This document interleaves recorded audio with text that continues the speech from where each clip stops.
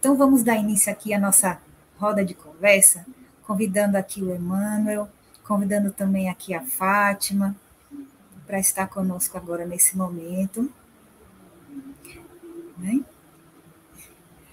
Iniciando aqui, vamos trazer aqui as perguntas e elas vão estar direcionadas para um de vocês, né? Mas vocês fiquem à vontade, se quiserem complementar, se quiserem trazer as suas percepções dos questionamentos, tá bom?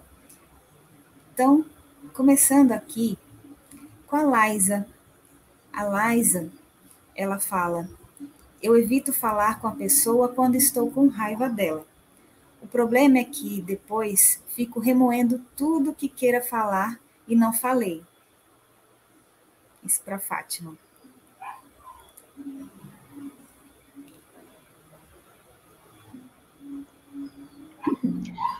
Olha, já tem um ensinamento muito antigo dos orientais que na hora da raiva, o melhor é não fazer nada, não falar, não agir, sai de perto da pessoa, você pode só falar, olha, eu estou com muita raiva agora, a hora que passar eu vou falar. Porque na hora da raiva a gente fica alterados, completamente alterados. E falaremos coisas muito inconvenientes. E depois a gente vai se arrepender. Então, tem uma técnica também que a gente pode fazer. Não fale nada com a pessoa durante a raiva, deixa passar. E você pode imaginar que ela está na sua frente e você vai falar. Porque às vezes não dá nem tempo da gente, não tem nem como mais conversar com essa pessoa. Se tiver, ótimo. Se não, é uma técnica que nos alivia muito. Eu me sinto X por causa de Y, porque a raiva é um vômito mental. Eu tenho que pôr para fora, mas eu não tenho o direito de julgá-la em cima de ninguém. Quando a gente vai vomitar, você corre para o banheiro, se não der, você vomita no chão, mas a gente não vai vomitar em cima de alguém de propósito. Seria uma insanidade nossa. Então, se a gente treinar isso, olha, eu estou com muita raiva porque você foi bem agressivo comigo. Ponto. Dá um alívio muito grande. E essas brigas mentais, a questão não é o outro que nos deixa com raiva, é o nosso pensamento. Né? É a nossa incapacidade ou intolerância de administrar aquela situação naquele momento. Na verdade, está tudo em nós, não está nos outros. Eu espero que eu tenha te respondido. Sim, sim. E ela complementa aqui, perguntando onde posso ler a história de Judas e suas reencarnações. Olha, quem fez essa afirmativa que Judas é Joana d'Arc foi Humberto de Campos. Ele vai falar isso, ele tem duas referências a Judas, né? No livro Boa Nova, ele vai fazer essa referência também, e no livro, como é que chama? Me fugiu o nome aqui. Espera aí que eu vou... Crônicas de Além Túmulo. Ele afirma que Judas é a reencarnação de... Joana d'Arc é a reencarnação de Judas, e ela sofre muito, né? Vale a pena ver o livro. E ele tem uma afirmação que Judas não foi traidor, ele foi muito mais traído do que traidor, também é muito lindo, né? No livro Boa Nova, o capítulo chama A Ilusão do Discípulo, falando exatamente da ilusão de Judas. A FEB publicou um livro falando da história de Joana d'Arc, muito interessante também.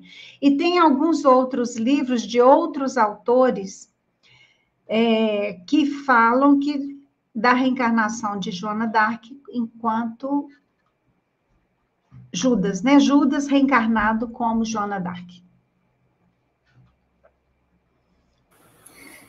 Joia. E aqui a gente tem da Graziela Oliveira, dizendo: perdão é a sábia atitude de retirar dolorosos espinhos e deixar florescê-las os que moram em nossos corações. Isso mesmo. Aqui a gente se segue com Leonardo Fittipaldi. Ele pergunta, qual a relação do sentimento de culpa com o orgulho e o egoísmo, Fátima?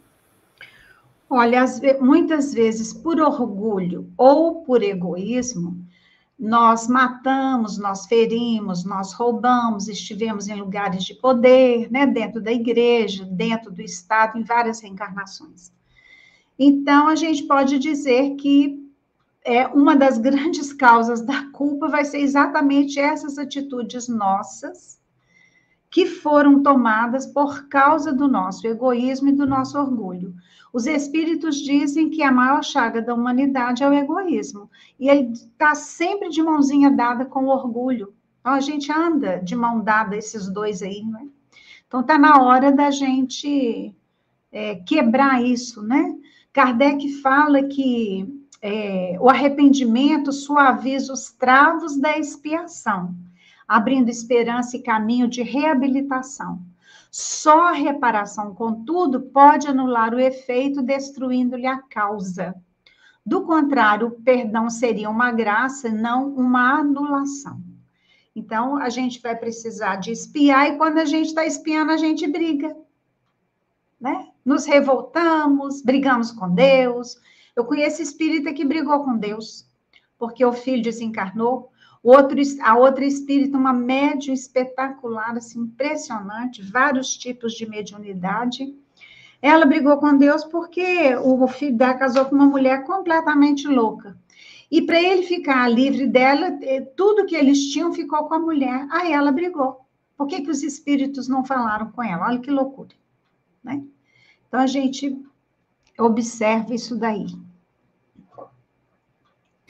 Joia. Continuando aqui a encarnação, Fátima, ela diz, interessante mencionar a constelação familiar. Tive a oportunidade de conhecer e fazer. Fica meu questionamento. Por que as casas espíritas, de maneira geral, não reconhecem esse trabalho? Olha, eu não sei se reconhecem ou se não reconhecem, mas não é função da casa espírita praticar constelação familiar dentro das suas dependências, né? Porque o Viana de Carvalho é um espírito cultíssimo, e ele disse que o espiritismo corre o risco de ser extinto por responsabilidade dos espíritas, por trazerem ações, atitudes não espíritas para dentro do centro espírita. Eu sou consteladora familiar, profissionalmente falando, eu sou psicóloga, mas eu não levo isso para dentro do centro. Eu trabalho, né, numa sala, a gente precisa de uma sala maior, então, ou dentro do meu próprio consultório. Eu não levo isso para a doutrina espírita. Cristalterapia é verdadeiro, né? E não se discute. Isso tudo é comprovado pela ciência. O reiki já está sendo usado no SUS, a constelação já está sendo levada para os postos de saúde, a homeopatia é reconhecida, mas isso não é função da casa espírita. A função da casa espírita é uma única: ensinar a doutrina espírita. As tarefas na promoção social vão ser em função das necessidades do grupo. Então, a gente tem campanha do quilo, nossa, muita tarefa, né? Tem centro que assume a sopa, tem centro que vai fazer visitas em hospitais, em asilos. Aqui a gente tem a Citrolândia, né, que é praticamente uma cidade onde tem os rancenianos. Tem muita tarefa para ser feita. Então, a gente tem que tomar um cuidado para que isso que todos esses campos de saber, né, já comprovados pela ciência, não sejam levados para dentro do centro. Nós vamos ensinar medicina dentro do centro espírita? Direito dentro do centro espírita? Não.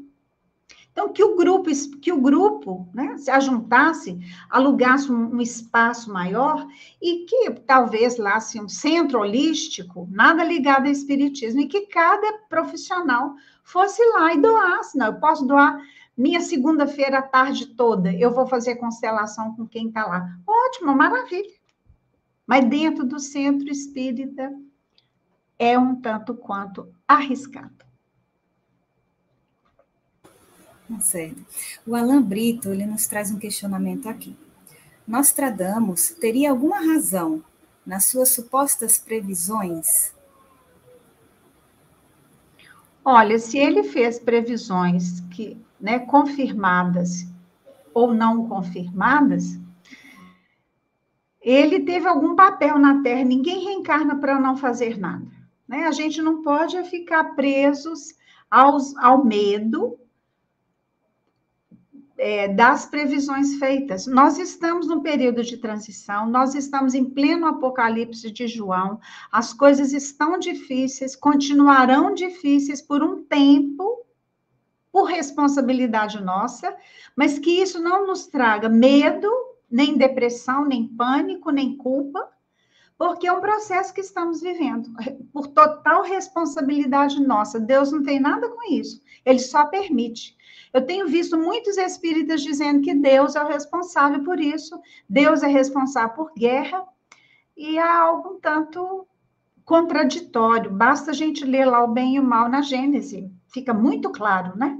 O que é o bem? Tudo conforme as leis divinas. O que é o mal? Tudo que é contrário. Então, o mal é uma ilusão, é uma escuridão. Se eu acendo a luz, a sombra vai embora. Elahá quer comentar? Queria fazer uma contribuição nessa resposta. Nostradamus foi um grande médium do período da Idade Moderna e que fez muitos escritos nas chamadas centúrias. Eram versos em francês muito difíceis de serem interpretados. E ele deixou essas centúrias aí que a quase totalidade delas só são descobertas depois que passa. Elahá, seu som está cortando um pouco. Seu som está cortando um pouquinho. Vou ter que comprar um cabo para colocar aqui, porque o Wi-Fi está... Então, assim, o que acontece? Nostradamus, ele fez várias previsões, e as previsões que ele fez, elas são tão complexas que elas só são decifradas depois que acontece. Aí, olha, isso aqui estava na profecia de Nostradamus, mas a gente não consegue prever. Depois do ocorrido, as pessoas tentam interpretar as centúrias e chegar a um resultado. E dentro das previsões de Nostradamus, o fim do mundo já está marcado para acontecer. E vai acontecer no dia 31 de outubro de 1999. Epa! Já passou. Já passou. Por quê? Porque existem profecias que realmente foram cumpridas, outras não.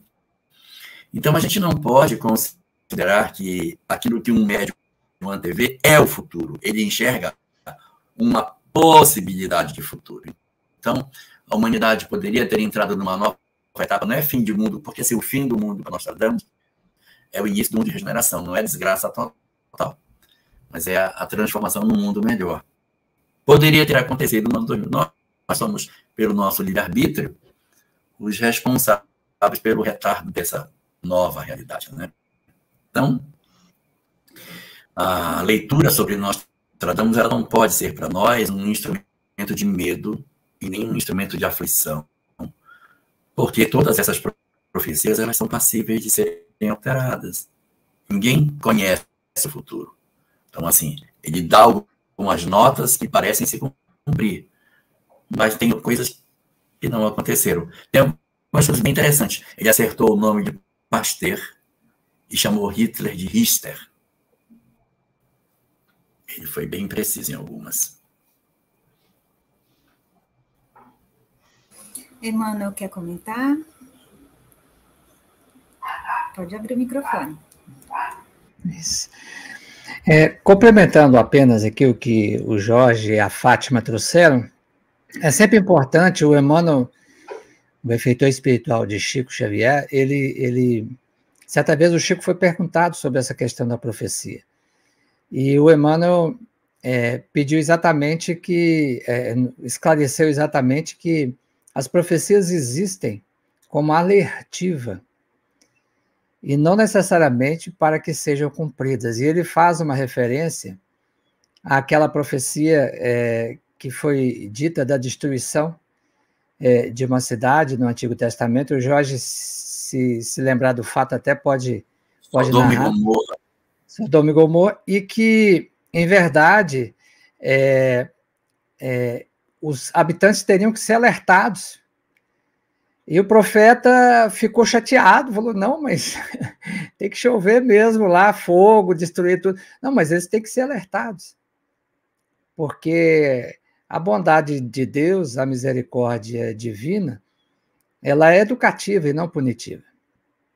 Então, a lei divina tem esse caráter. Então, tudo que nos é trazido sob esse ponto de vista, algumas profecias são cumpridas, outras não, ela tem o propósito de nos alertar para onde nós estamos caminhando, de modo que há tempo a gente possa refazer os caminhos, refazer as causas para que os efeitos possam ser modificados.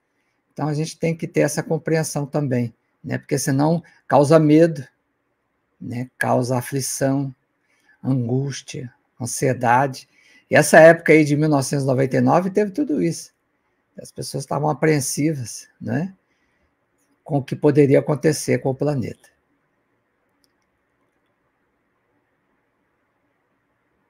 Exato. Aí o Lúcio Nunes fala aqui, o destino não é fatal. Talvez por isso algumas profecias não se cumprem, né, corroborando aí com a fala de vocês. Vamos trazer aí uma próxima pergunta. Trazem aí para a gente. Eles estão falando que é a profecia de Jonas e a cidade de Nínive, da Babilônia. É isso, Jorge, exatamente. É essa que não se cumpriu. A profecia de Jonas, isso mesmo. Agora para o Jorge.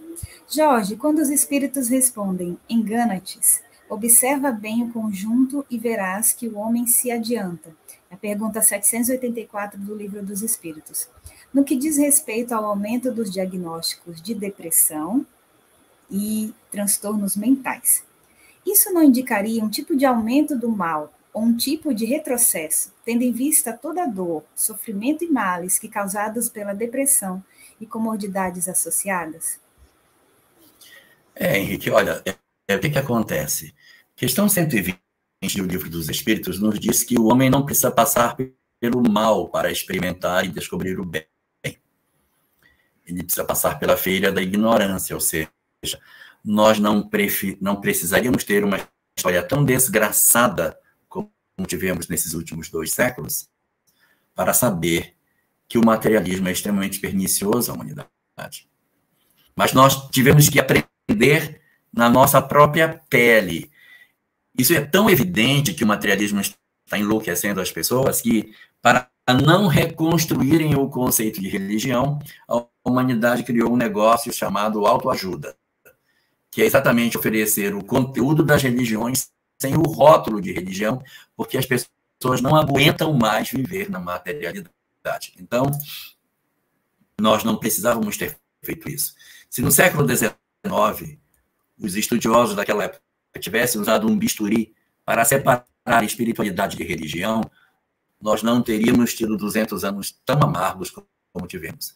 Só que ao invés de separarem uma coisa da outra e preservarem a espiritualidade e retirarem as religiões que poderiam estar com aspectos perniciosos, como diz Joana de Ângeles no capítulo 2º do livro Libertação do Sofrimento, ela diz que o problema do homem em relação à religião não é a religião, é o fanatismo da religião que faz mal. Se nós tivéssemos entendido isso, teria sido menos complicado.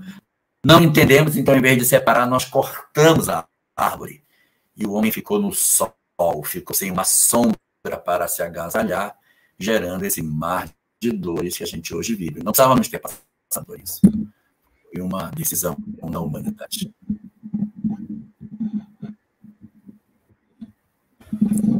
Joia. Fátima quer comentar? Não? Tá bom.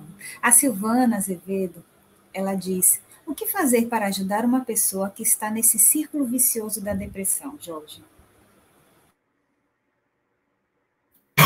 Bom, a primeira coisa a ser feita é reconhecer que a pessoa precisa de ajuda. Existem muitas pessoas que acham que a depressão não é um problema, que é bobagem. Ah, isso é bobagem. É uma doença, gente. É uma doença e precisa de socorro. Ela não é uma coisa assim. Ah, isso é porque ela quer, ela não quer. É um processo de desconstrução da própria personalidade. E muito frequentemente, a depender do grau de intensidade que a depressão chega, ela só sai acompanhada. Sozinha ela não sai.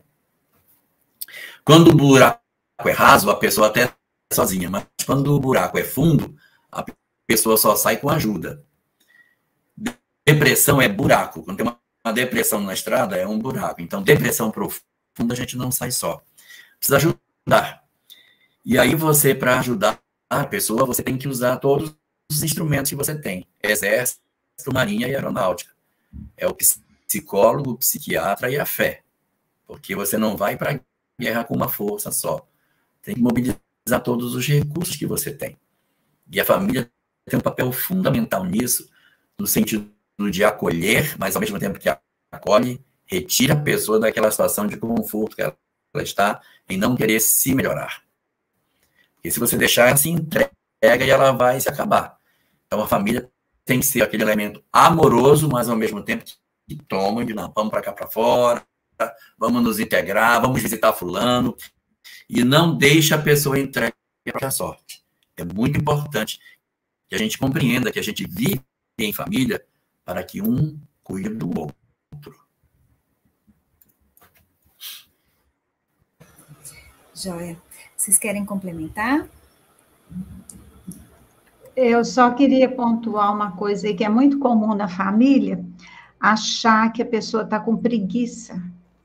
Vamos fazer uma caminhada? Não, não aguento, não quero. Ah, deixa de ser preguiçosa. Não é preguiça.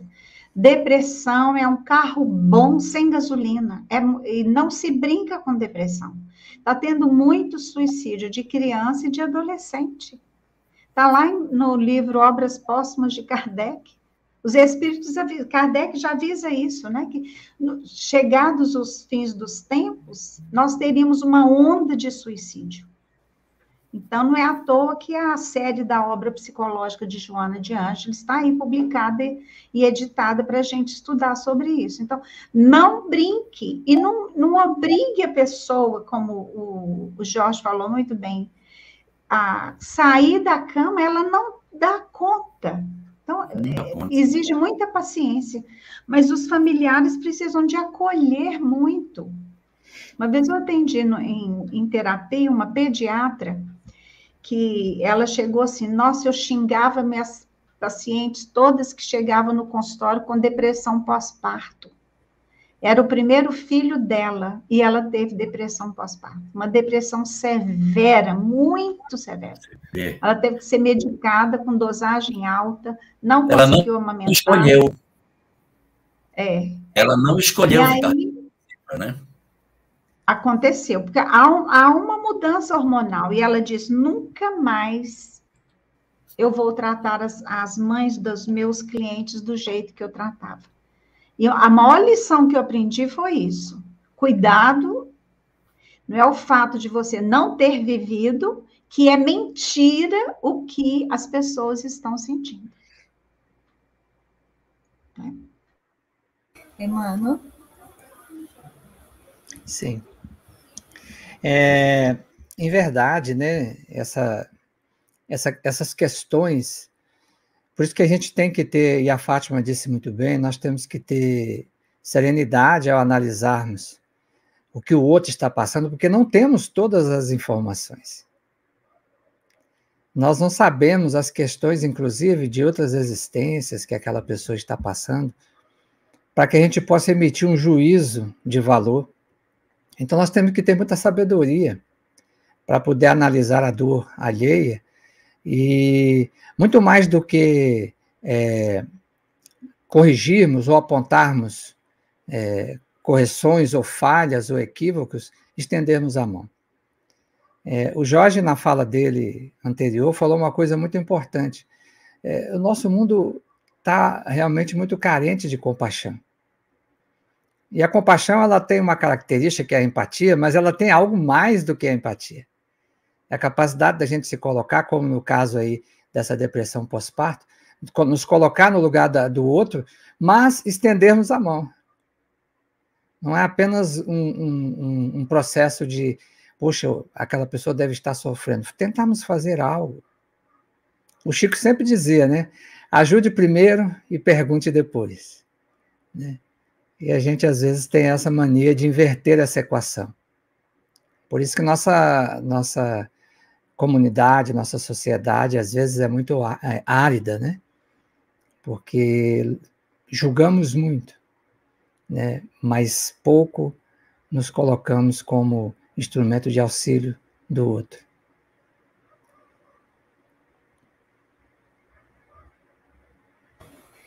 Certo.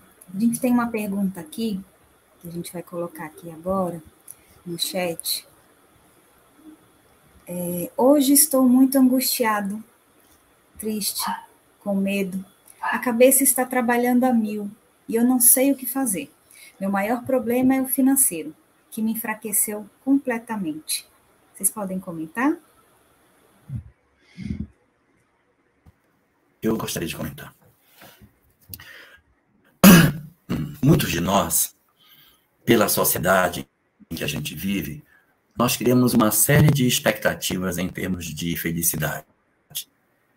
E as nossas expectativas, elas convergem para os aspectos materiais. Em função do enfraquecimento da fé, a gente coloca todas as fichas no mundo terreno. Então, eu tenho que ter uma excelente casa, eu tenho que ter um excelente carro, eu tenho que ter viagens, eu tenho que ter roupas boas. A gente cria uma atmosfera de que vida é conforto material. E, às vezes, a vida vem e nos promove essas coisas, sabe? Não sei qual é o seu nome, eu vou chamar você de Antônio. Então, Antônio, o que ocorre? Ou Antônia, não sei se é um homem ou se é uma mulher. Então, o que ocorre? A gente fica muito angustiado porque as pessoas vivem histórias de sucesso e a gente não está conseguindo viver. E uma coisa muito interessante, Fátima pode dar testemunho disso que eu vou falar, que é o desenvolvimento com a idade de um sentimento de minimalismo que nos acompanha. Quando a gente é mais jovem, a gente quer ter uma casa grande, com muito quarto, com muita coisa, para botar tudo. A cozinha tem todo tipo de aparelho, tem tantos eletrodomésticos. E à medida que a gente vai ficando mais velho, a gente vai descobrindo que precisa de menos para ser mais feliz. Então as pessoas vão trocando a casa grande por uma casa menor, por um apartamento, trocam a cidade grande por uma cidade menor.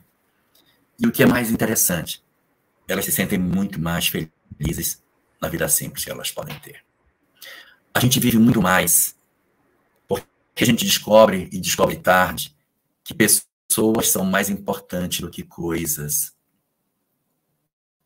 Que a vida pode ter um sabor extraordinário quando você tem mais tempo para se dedicar às pessoas que estão ao seu lado. Às vezes a gente tem uma vida muito agitada, tem até muito dinheiro, mas a gente não tem o essencial, que é a companhia das pessoas que a gente vive muito agitada. E quando a gente faz essa opção de minimalismo, a gente diminui o número de louças, a gente diminui o número de cômodos, a gente tem menos coisas, nós vivemos uma vida muito mais simples. Geralmente as pessoas começam até a plantar parte do que comem. Nós descobrimos um sentido muito mais emocionante. As coisas passam a ter muito mais sabor na nossa vida. E esse é um movimento muito interessante que a gente costuma fazer quando envelhece. Não se considere, portanto, dentro disso, que o fracasso aparente financeiro que você está dizendo que está vivendo, que esse golpe que você está vivendo, que isso seja o fim da sua vida. Porque não é um fracasso. As pessoas rotulam assim. Pode ser um momento de uma grande virada na sua vida. De você ir para um lugar mais simples, se mudar para uma cidade menor. Viver, sim, com menos dinheiro. Viver com menos. Ganhar menos. Ter menos dinheiro. De repente, até nem ter um carro. Não ter um carro. Andar a pé. Ou ter um carro só para a família toda. Um carro usado. E daí, meu Deus do céu, Por que que eu tenho que ter tudo se quando eu aqui não vou levar absolutamente nada?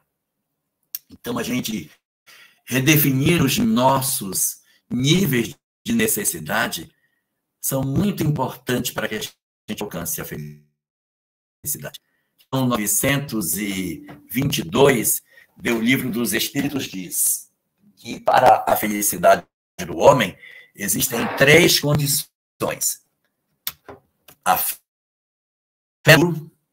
2, a consciência tranquila, e o terceiro, que na verdade lá está como primeiro, a posse do necessário. A gente não precisa de muito para que a gente seja de fato feliz. Joia. Em alguns momentos o seu som falhou, mas acredito que o pessoal, eles compreenderam o que você quer trazer. Fátima, quer comentar? Gostaria, sim. E a falta do dinheiro é um dos fatores de maior estresse, né? É morte, separação, segundo a Organização Mundial de Saúde, e a falta do dinheiro. Não vou falar nem do emprego, de uma fonte de renda. São fatores de muito estresse, e nós estamos vivendo isso. Eu fico pensando na trama da sombra, né, de espalhar o medo. Aí a gente vê a responsabilidade das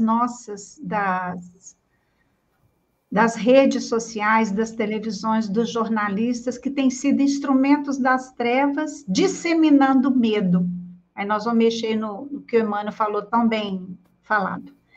Porque a gente com medo, nós somos facilmente marionetes nas mãos deles.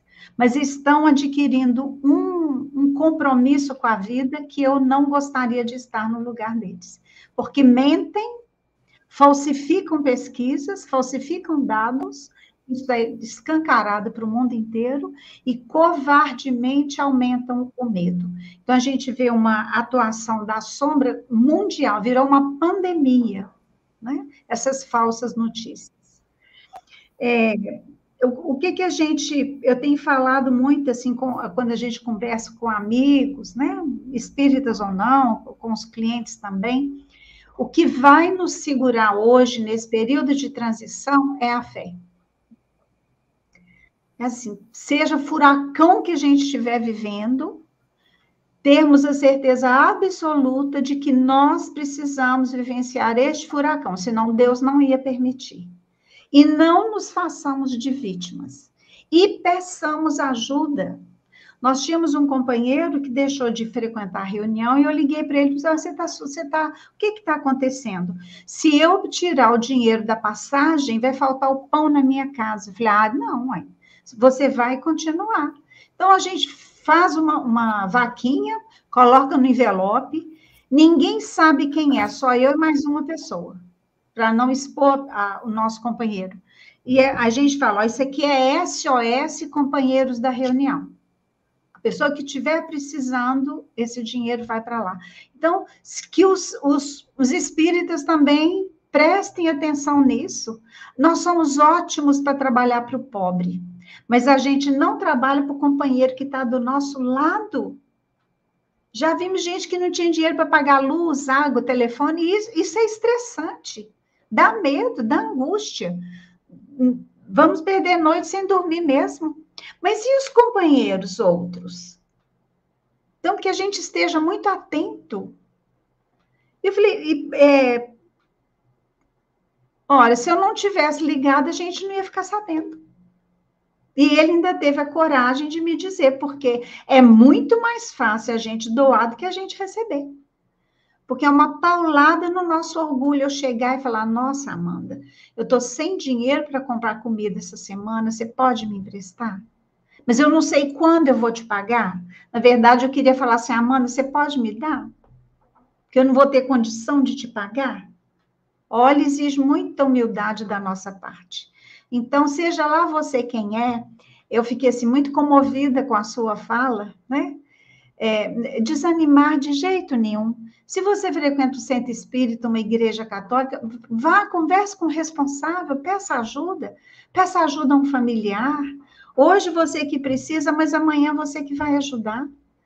Essa sensibilidade nas casas espíritas, eu acho que falta muito. A nossa sensibilidade está faltando muito. Da gente prestar atenção. Puxa, aquela senhorinha está tão triste. Vai lá e pergunta. Olha, eu estou vendo que a senhora está tão triste.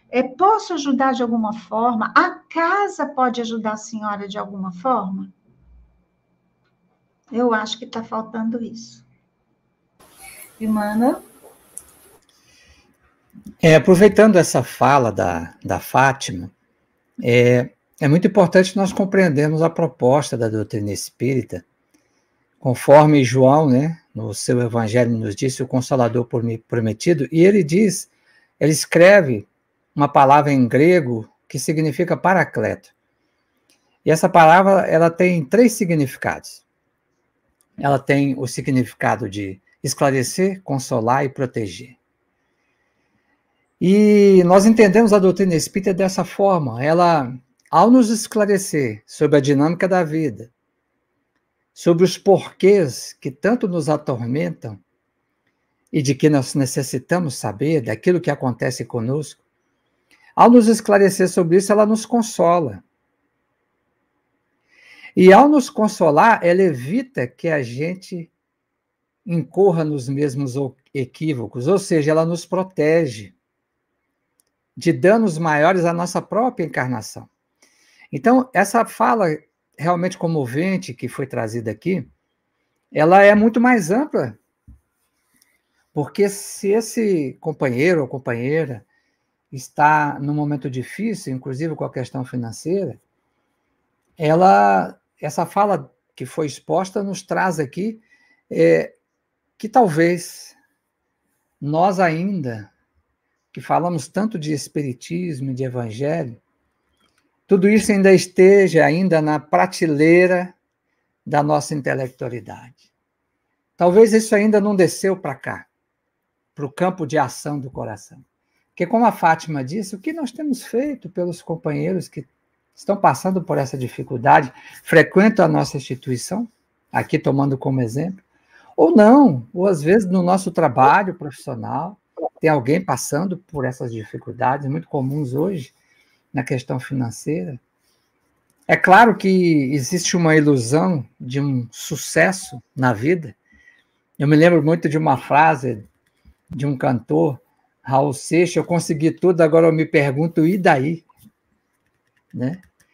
Então, essa situação mexe conosco porque diz respeito à nossa sobrevivência aqui no mundo físico.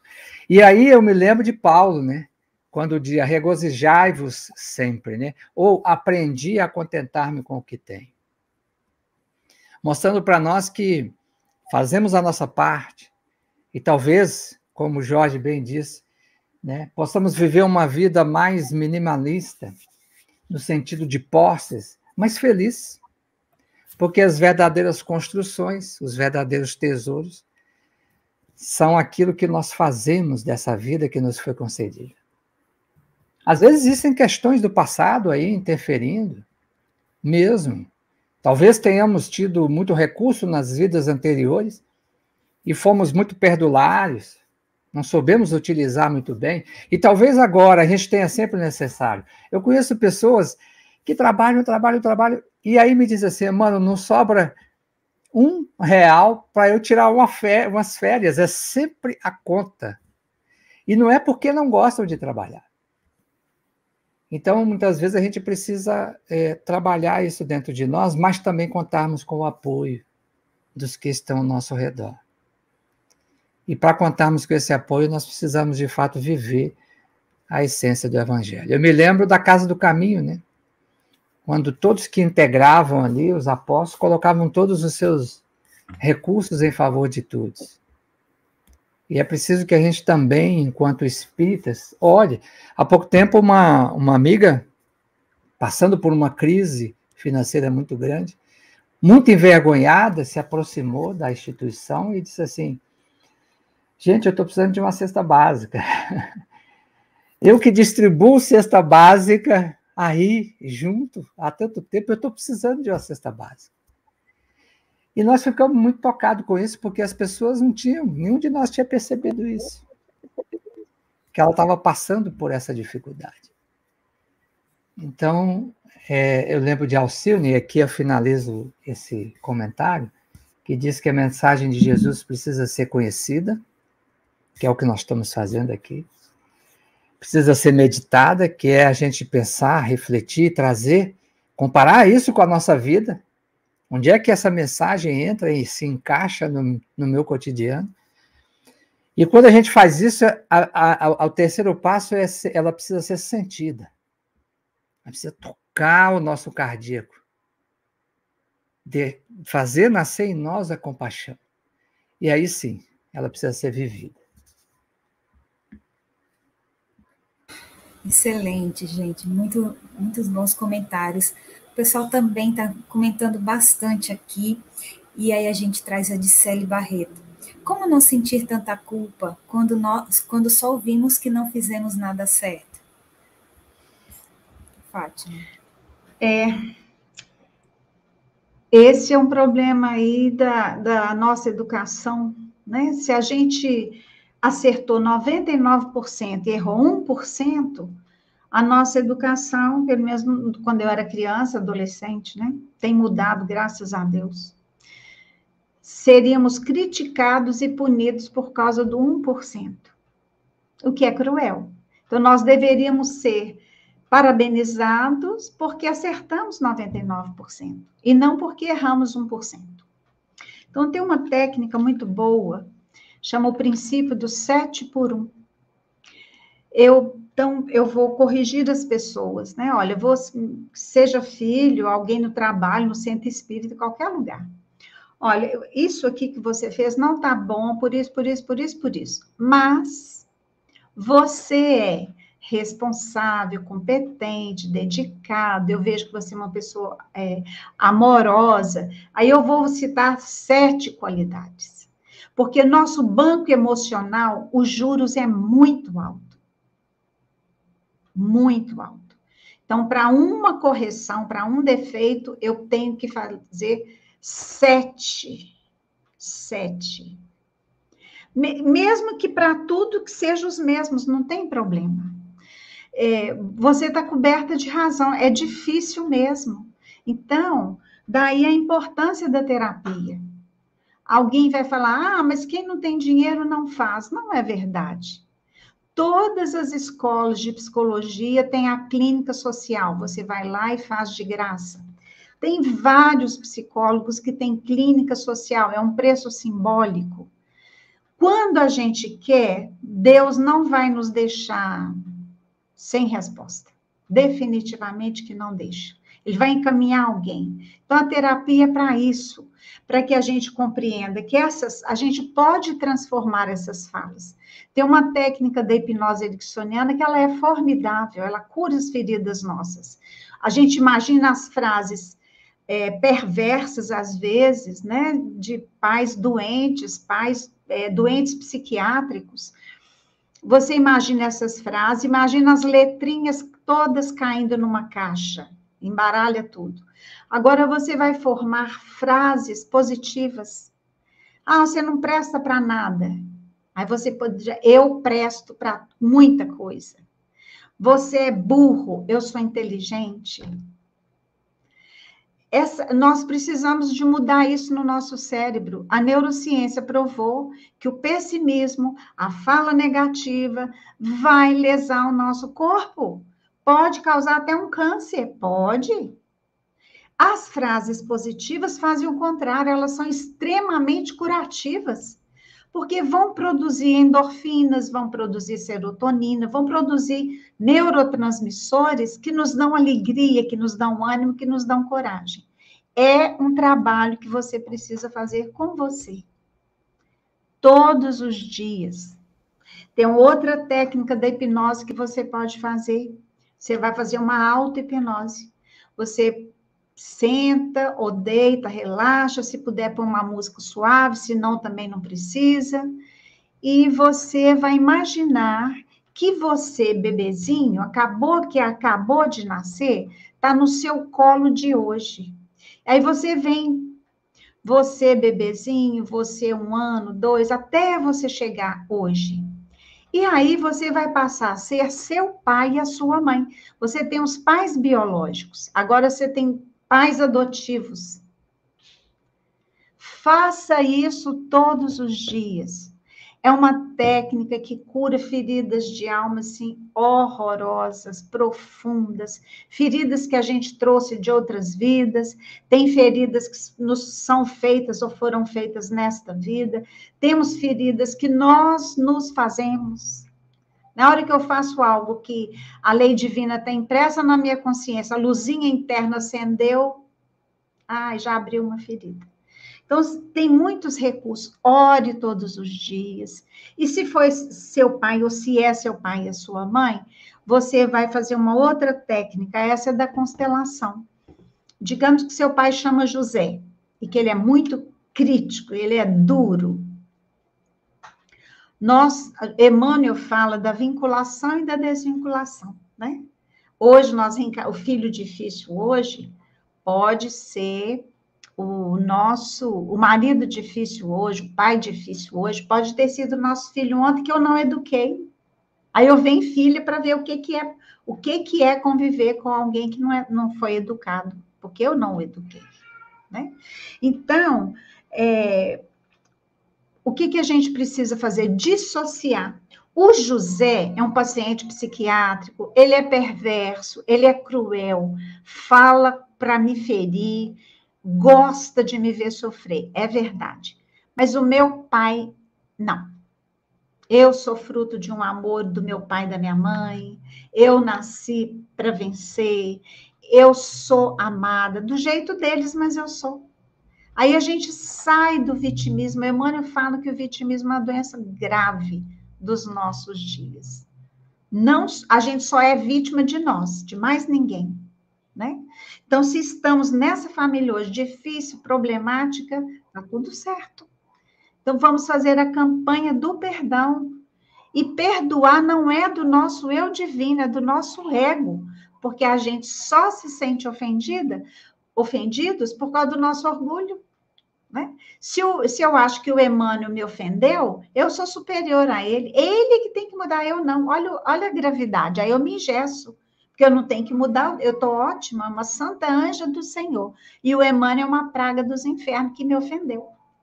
Não, de jeito nenhum.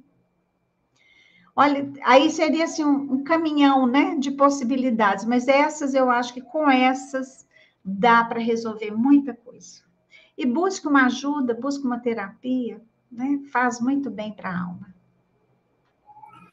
Eu queria fazer um comentário nessa questão.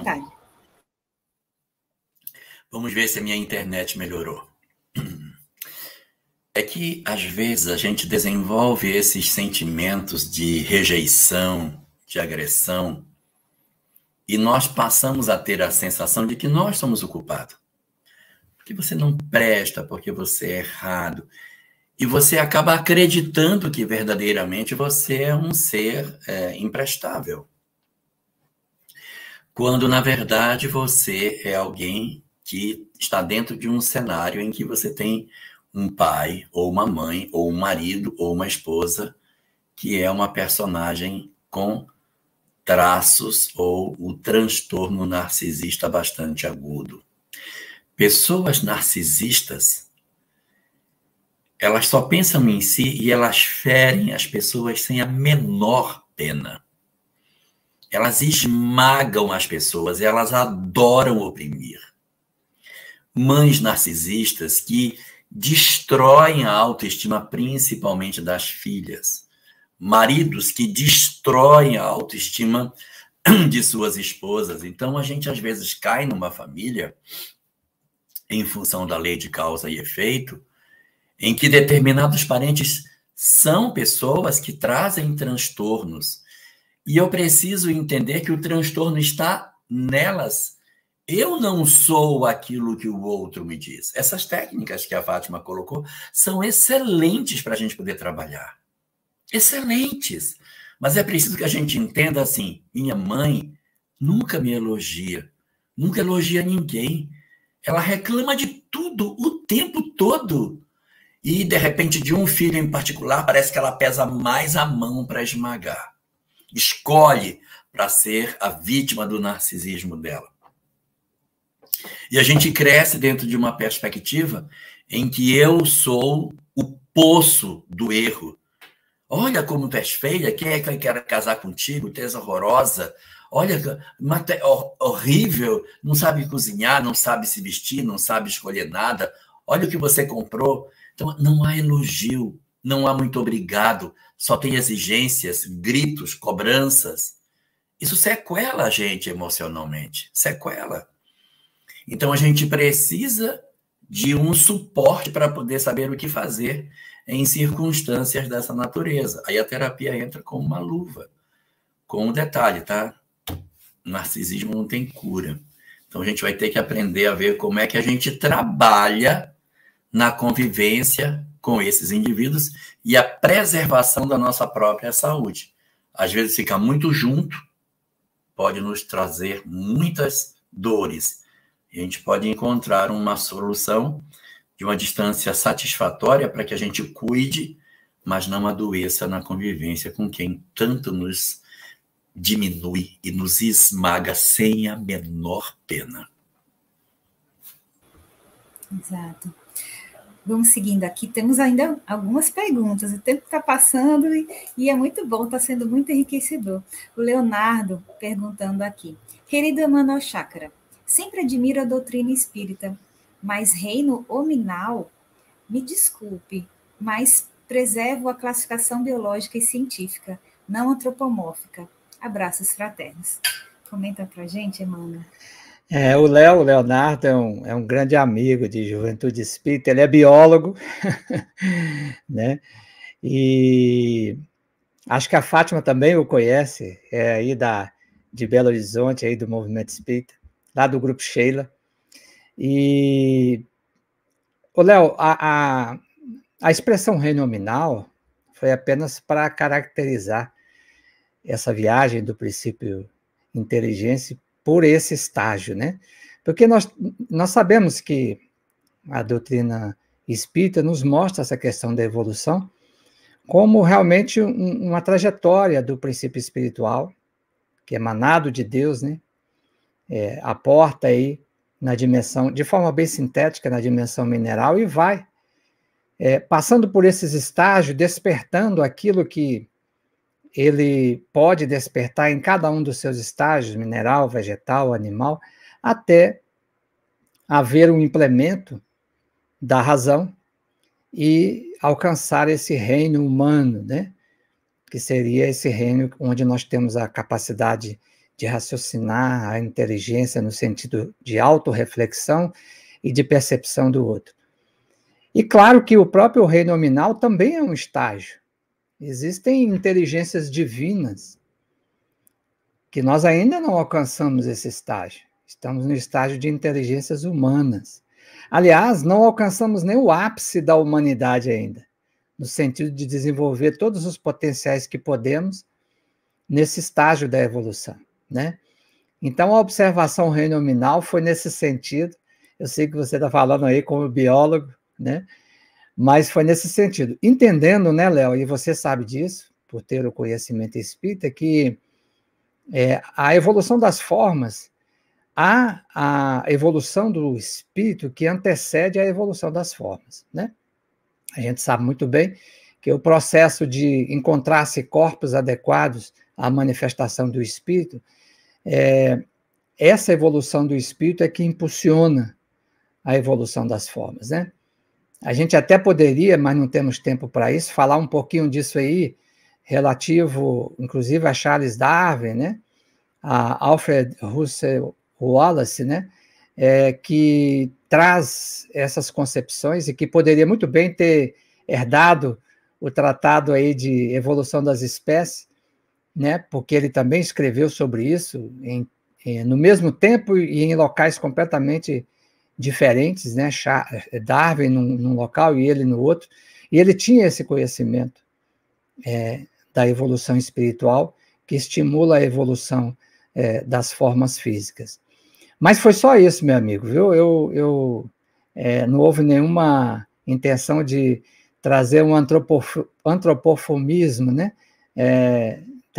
das teorias biológicas, falando o reino nominal. É apenas um estágio, como todos os outros, né? Um estágio importante, porque é um estágio de transição para adentrarmos o reino das inteligências divinas, aí quando nos tornarmos espírito puro, né?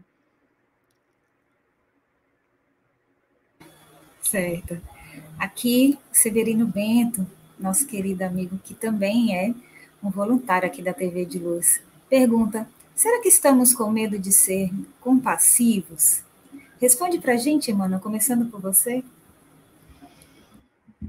Então, Severino, é interessante a sua pergunta, porque os espíritos vão dizer a Kardec, no Evangelho segundo o Espírito Lázaro, que cada época tem uma grande virtude e um grande vício. A nossa grande virtude, na época que vivemos, é a capacidade intelectual. E o nosso grande vício é a indiferença. Porque nós precisamos compreender que a espécie humana, e falávamos nisso há pouco, ela tem um diferencial que nos torna humanos, que é a capacidade de cuidar do outro, a capacidade de seguirmos juntos. Uma grande antropóloga americana, uma vez foi perguntada qual era o marco significativo que, vamos dizer, dava início à civilização humana. E ela respondeu, as pessoas acharam, os alunos achavam que ela ia falar, né, de grandes descobertas arqueológicas e tal. Ela disse: é um fêmur, né, reconstituído, um fêmur que foi quebrado e foi reconstituído. E os alunos ficaram interessados. Mas por que isso? Ele falou: porque significa que alguém cuidou daquela pessoa. Porque um fêmur quebrado naquela época, do homem da pré-história, da caverna, né, como a gente gosta de dizer, significaria morte se não houvesse alguém que cuidasse daquela pessoa. E o Jorge colocou muito bem numa fala dele anterior que a gente vive uma época em que o interesse pelas questões materiais e o egoísmo, juntamente com o orgulho, que são os dois grandes obstáculos ao progresso moral, os espíritos vão dizer a Kardec, impera. Mas é preciso também, Severino, que esse mal, essa indiferença em relação ao outro, essa incapacidade de enxergar o outro, a necessidade do outro, nos leve a um ponto que Kardec, os espíritos disseram a Kardec, em que o mal chegue ao excesso e se torne tão insuportável isso, viver numa sociedade indiferente, que a gente finalmente compreenda a necessidade do bem e das reformas, de mudarmos essa nossa atitude, de mudarmos essa nossa direção. E é por isso que estamos nesse momento chamado transição, que é um momento de crise. E cri é um prefixo grego que significa separação. Estamos finalmente compreendendo, dentro de nós, a separação do joio e do trigo. A sua pergunta foi talvez a síntese do que nós estamos vivendo hoje, né? A importância de compreendermos que a cura está na nossa própria mudança de atitude em relação a nós mesmos e ao outro. Sintetizando, Jesus fez isso. Amarás a Deus sobre todas as coisas e ao próximo como a ti mesmo. O próximo é a ponte para que eu me aproxime de mim mesmo e do Pai. Se a gente fizer assim, ó, o Jorge gosta muito de fazer as coisas com a mão, né? Eu vou copiar você, viu, Jorge? Se a gente fizer um triângulo assim, em que eu colocar numa extremidade, olha, é mais sofisticado, tá vendo? Eu não tenho essa sofisticação toda. Mas se eu fizer isso e colocar numa extremidade, eu, na outra extremidade, o próximo, e no vértice, Deus, quando eu me aproximo de Deus, eu me aproximo do próximo. Amar a Deus sobre todas as coisas. É fácil. Basta ver que se eu subir aqui, ó, eu vou ficar mais próximo do outro, né? Isso significa que quando eu me aproximo do próximo também, eu me aproximo de Deus. Então, o próximo é esse portal. E a gente tem medo, na verdade, de se aproximar do próximo, porque me aproximando do próximo, eu me aproximo de mim mesmo. E talvez eu não queira ver as sombras que eu ainda tenho que trabalhar.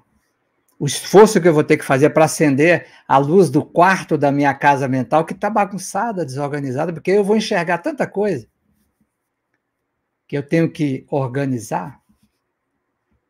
Então é urgente que eu abra a porta nessa casa mental para que o Cristo entre. Aliás, ele disse, né? Eis que estou à porta, né? E bato. Aquele que me ouvir, abrir, eu entrarei e cearei com ele. Isso é a própria síntese do amor e da compaixão.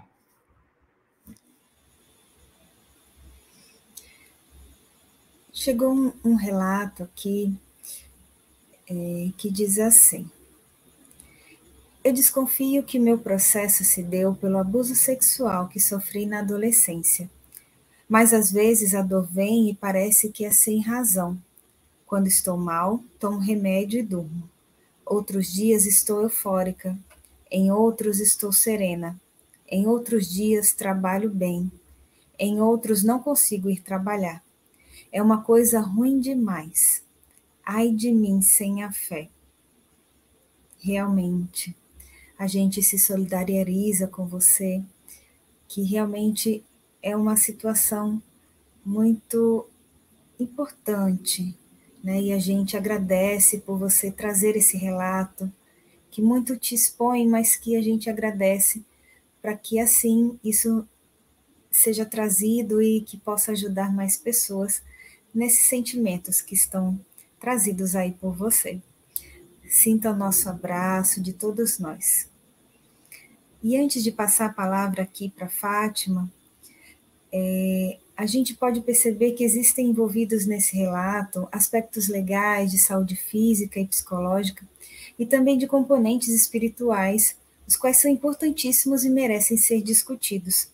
E sobre as questões legais, a Lei 12.015 de 2009 trouxe alterações indispensáveis que mais recentemente foram acrescentadas pela Lei 13.718 de 2018. E não apenas o estupro é crime, mas também a importunação sexual, que é o assédio, e a divulgação de cena de estupro, de sexo ou pornografia sem consentimento da vítima. A natureza dos crimes contra a liberdade sexual e dos crimes sexuais contra a vulnerável passou a ser classificada como ação penal pública incondicionada. Ou seja, a ação penal será promovida por denúncia do Ministério Público, não sendo necessária autorização ou representação de ninguém. O promotor de justiça tem o dever de promover a denúncia. Foram estabelecidas causas de elevação em 1 a 2 terços da pena para esses crimes, e que, quando resulta em lesão corporal grave ou morte, ou sendo a vítima menor de 18 anos ou vulnerável, ou ainda quando o estupro for classificado como coletivo ou corretivo. Feita essa pequena explanação sobre a legislação brasileira sobre o assunto, eu passo aqui a palavra para a Fátima comentar. O abuso é uma dor que dói demais. E Joana de Ângeles fala que dependendo da forma que foi, né, o quanto foi, são necessárias várias reencarnações para o espírito elaborar tudo isso. Então, a gente também não pode fingir que isso não é nada, não. Isso é uma dor muito grande. E uma vez eu perguntei a Divaldo Franco, porque não entra na minha cabeça o abuso sexual. Olha que eu tenho muitos anos que eu sou psicólogo, eu escuto desde criança pequenininha até pessoas mais idosas, né?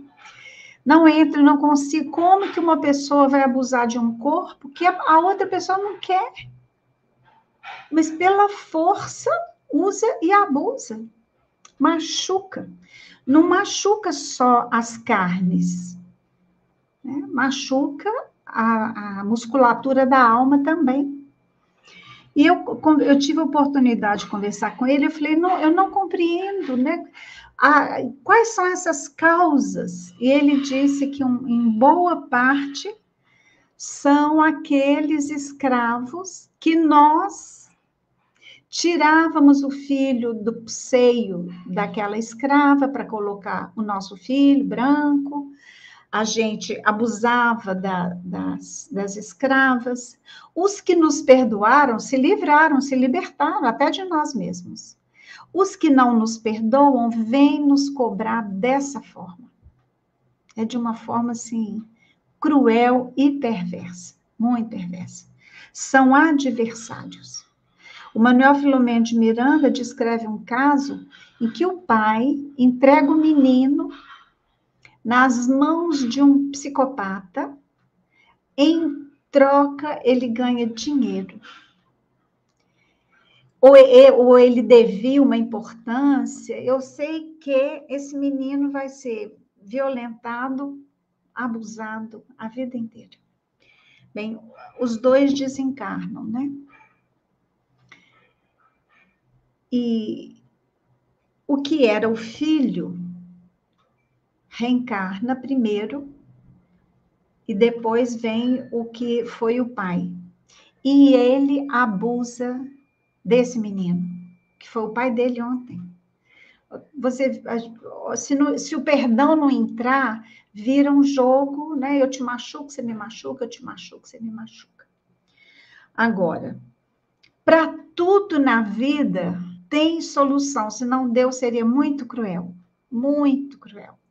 Então, a terapia vai fazendo com que a gente compreenda isso de um outro lugar, de uma outra forma, né? Você precisa acolher muito essa menininha que foi abusada, colocá-la no colo todos os dias, conversar com ela todos os dias, vai garantir a ela que ninguém mais vai fazer isso com ela, porque eles são cruéis, porque eles ameaçam, é de uma perversidade tanta. Então, é natural essas oscilações de humor, né? Mas tem medicação hoje, assim, muito boa para estabilizar esse humor, nem muita euforia, nem cai na depressão, né? Fica mais ou menos aí no meio. Então, o passe, a água fluidificada, colocar essa dor para fora, elaborar essa dor, né? É de uma inteireza, né? É cura, faz parte da nossa cura. E hoje descobriram, né, que a gente precisa ativar muito o nosso nervo vago. Ele nasce aqui atrás, vai para as costas e vem para frente nas nossas vísceras. Quando descobriram que no medo, por exemplo, né, tô com medo, vem duas reações, ou eu luto ou eu fujo. Descobriram uma outra, ou eu congelo. Então, a gente fica congelada naquela atitude lá de trás, naquela dor lá de trás. Qualquer coisa que me aconteça hoje, qualquer mínima semelhança, eu inconscientemente vou lá e pinço e fico paralisada. Então, o que descobriram? Tem uma yoga nova que chama yoga regenerativa. É a yoga do descanso, a gente desaprendeu a descansar, a gente leva uma vida tão agitada. A Joana de Ângeles fala que não nascemos para essa correria. Deveríamos trabalhar menos e mais tempo para dedicar a nós enquanto espíritos, né? Uma dança, uma arte, uma música. A gente tem que ir para contato com a natureza. Então, o que faz a gente despertar? Ativar o nosso nervo vago, porque quando a gente está nessa luta, fuga, paralisa, congela, o nervo vago, a ação dele é muito pequena. Quando o nervo vago está atuando muito, esse outro sistema nervoso, ele dá uma sedada, né? Ele dá uma acalmada. Então, o que ativa?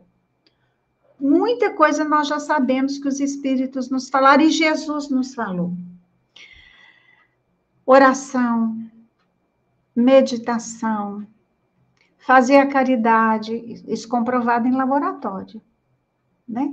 A dança, a música, o teatro, a poesia, colocar pé no chão.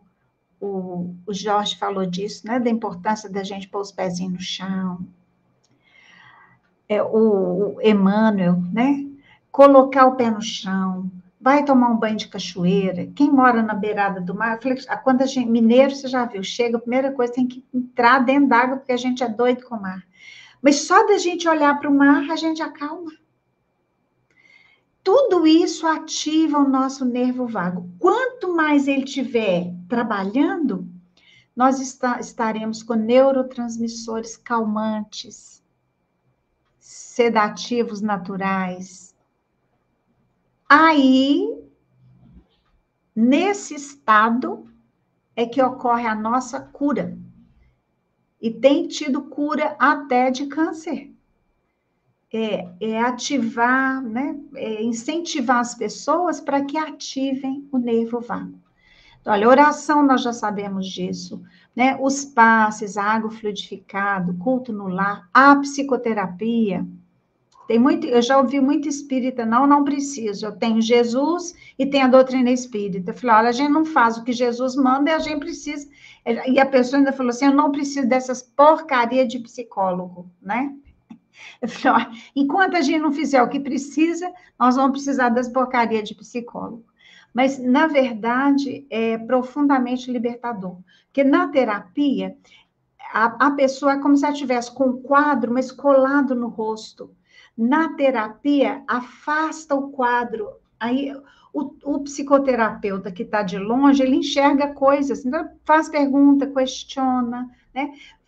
Faz com que a pessoa perceba tudo isso. Mas você está quitando um débito pesado da sua vida passada, com certeza. Então, dê graças a Deus por isso. Entre o seu lugar e o abusador, você está muito melhor. Porque ele vai ter que arrepender-se, assumir a responsabilidade e reparar. Você já está na reparação. Que Deus te abençoe muito, te inspire muito. Mas você é muito mais forte do que você pensa que é, porque você é filho de Deus, herdeiro do universo. Lembre-se disso. Obrigada, Fátima. Jorge? Eu queria fazer alguns comentários no sentido de que nós vivemos num mundo de provas e expiações, em que uma quantidade muito grande de entidades perturbadas existem no nosso planeta. Nós vivemos dentro de um caldeirão de loucura. E nós trazemos, dentro das nossas histórias de vida, alguns equívocos. Isso é bastante razoável, porque se a história da humanidade é marcada por tantas guerras, sangue, violência, ódios, opressões, desequilíbrios, injustiças, a gente vai perceber que essas estruturas que a nossa sociedade se compôs têm o nosso dedo, tem a nossa participação. Então, nós não somos espíritos em uma condição para vivermos longe do sofrimento que a Terra possui. E muitas vezes, pelo fato de nós estarmos nessa sociedade que é esse caldo de loucura, nós podemos nos defrontar com entidades profundamente perturbadas, que, se aproveitando das nossas fragilidades dessa existência, acabam colocando para fora toda a bestialidade que eles possuem. E, nesse sentido, o que a gente pode fazer de melhor por nós é tentar, e eu sei que isso é difícil em circunstâncias como essa, que a gente consiga perdoar as pessoas. Eu sei que é muito difícil, porque são questões muito profundas que vão na raiz mais profunda da nossa alma. Então, a gente precisa entender que, de certa maneira, tem que existir um movimento da nossa parte. Por quê? Para desvincular os laços. Perdoar não significa querer conviver com a pessoa. Perdoar não é reatar um laço como se nada tivesse existido. perdoar a lembrar do que aconteceu, sem que isso nos emocione, sem que isso nos desequilibre. Quando eu consigo visitar o passado, sem que eu me emocione, é sinal de que ele ficou no passado. Eu consegui resolver. Isso que a Fátima colocou, de você cuidar da sua menina que você foi, é muito importante para cicatrizar determinadas feridas que ainda estão abertas em você. E quando ela comentava aí da arte, que você procura arte, eu fiquei lembrando, Fátima, das pinturas que ela faz. Você precisa ver os quadros que essa moça pinta. E ela nunca fez escola. Ela recebeu uma orientação de que ela deveria pintar, e ela começou a pintar, e ela faz coisas impressionantes. Então, eu lhe diria que você se dedique ainda mais a isso. Que você coloque toda essa sensibilidade para fora, porque você tem o direito de ter uma vida feliz. Porque qual é a consequência disso? É que se você não cuidar dessa história agora, se você não resolver agora, você sequela para frente a sua vida afetiva. Os seus relacionamentos vão ficar sequelados pelo passado. E você corre o risco de sequelar seus filhos, suas filhas e netos. Então, a benefício da sua própria saúde, você tem que se desconectar das pessoas envolvidas nisso para que você tenha uma história feliz.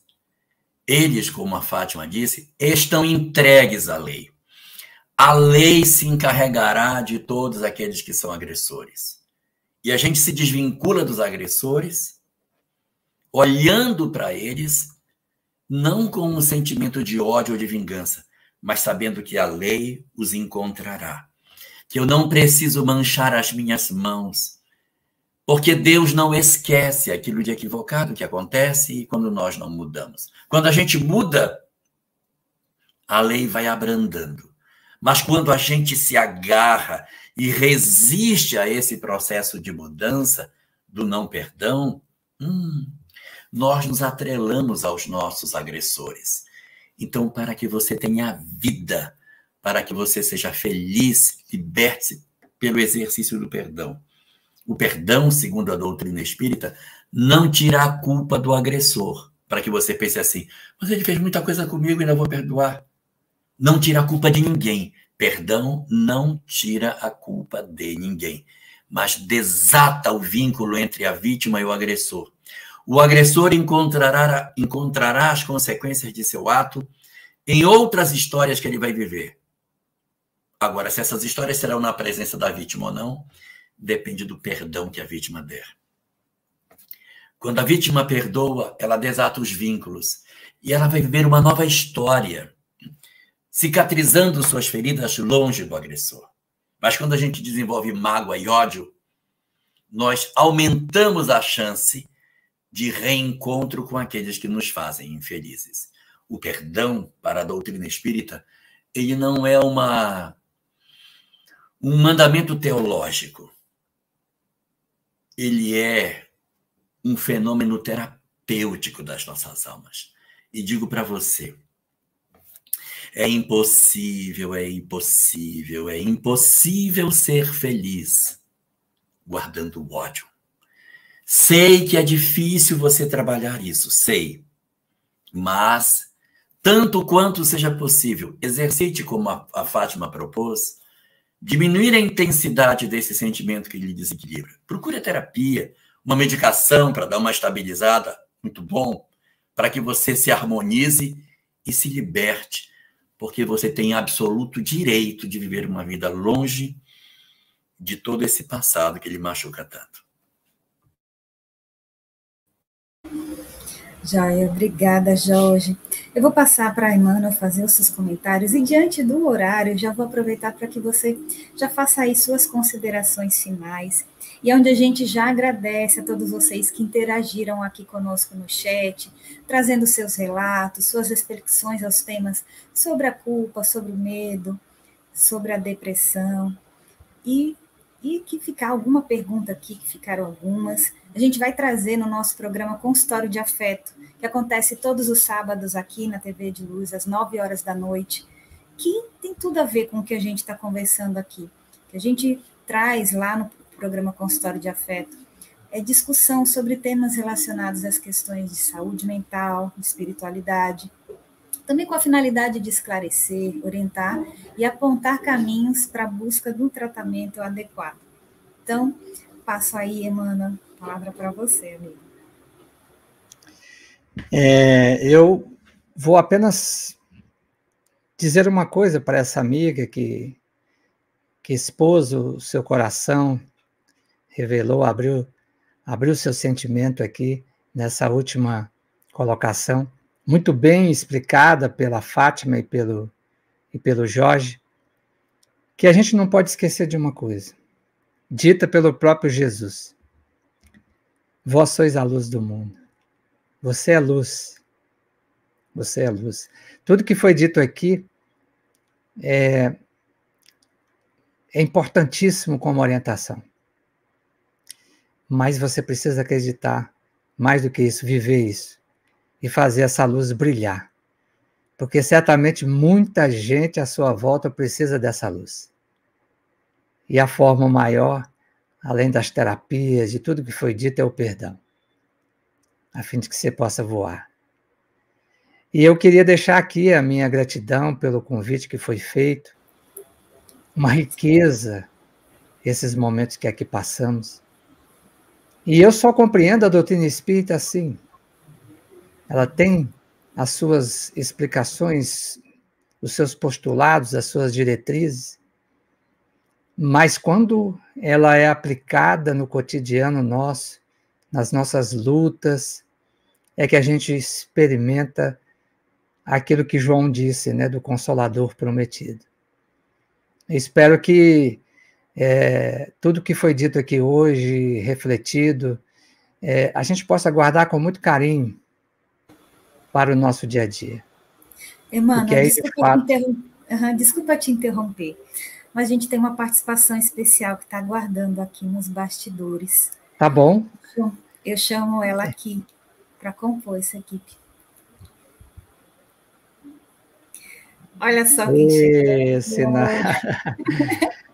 Olha aí a Sinara. Ela que é a dirigente do Centro Espírita Luz da Verdade em Recife. Nossa eterna gratidão, amiga. Seja muito bem-vinda aqui. Como é que eu vou segurar a emoção? Como é que eu vou segurar? Não dá para segurar, então abraço vocês, cada um de vocês. Graças a Deus, o mar alto está passando por aqui, mas a gente continua firme, exatamente, continua nadando. Eu tenho dito para mim todos os dias, senta e chora, levanta e segue. Então, agradeço por todo o carinho, por todas as preces, por tudo. E estou firme. Estou firme. Estou muito emocionada, porque o Luz é minha casa do coração. Eu estou há 29 anos no Luz, e a gente há 23 anos começou esse trabalho do Clube do Livro. Antes a gente fazia um trabalho nas escolas, como eu coordenava uma área federativa, e a gente fazia esse mesmo trabalho nas escolas, falando sobre suicídio, falando sobre depressão, levando à luz da doutrina espírita, falando sobre dependência química. Éramos muito criticados, porque isso foi quase 30 anos atrás, e me diziam vários companheiros, isso não é tema para espírita discutir, mas eu sempre entendi que se o espiritismo não veio para a sociedade, como Jesus foi lá, não é? Pegar na mão de cada um de nós, a gente não faz sentido estar aqui, não é? Não fazia sentido estar aqui. Então, eu só entendo Jesus assim, eu só entendo o espiritismo assim, indo à dor. A dor que está dentro da casa espírita, muitas vezes em silêncio. E esse movimento que a gente está aqui É um movimento outro que a gente tem também na Casa Espírita de empreendedorismo para ajudar os companheiros que estão em situação financeira desafiadora. Porque quem pode ter tranquilidade de acolher alguém que bate a porta precisando de uma cesta básica quando não consegue ter na sua casa o que comer, como se manter. Então, se o nosso olhar não for primeiro para essa casa que nos acolhe, não adianta, gente, a gente abrir as portas ou sair para a rua distribuir sopa, porque é o próximo mais próximo. E a gente precisa ter esse olhar. Então, esse movimento de cuidar de quem cuida, nós tivemos no final da semana passada um curso para mulheres empreenderem, numa parceria com a Rede de Mulher Empreendedora, e foi muito, muito legal. Enfim, deu uma injeção de ânimo em muitas companheiras que estavam em situação desafiadora. A gente vai levar esse trabalho para o sertão também, onde a gente desenvolve ações várias. Temos 1.500 pessoas cadastradas que são cuidadosamente olhadas, escutadas à distância ou presencialmente, quando é possível.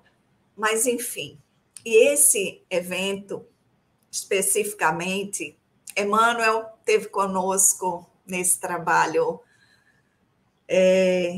em 2018.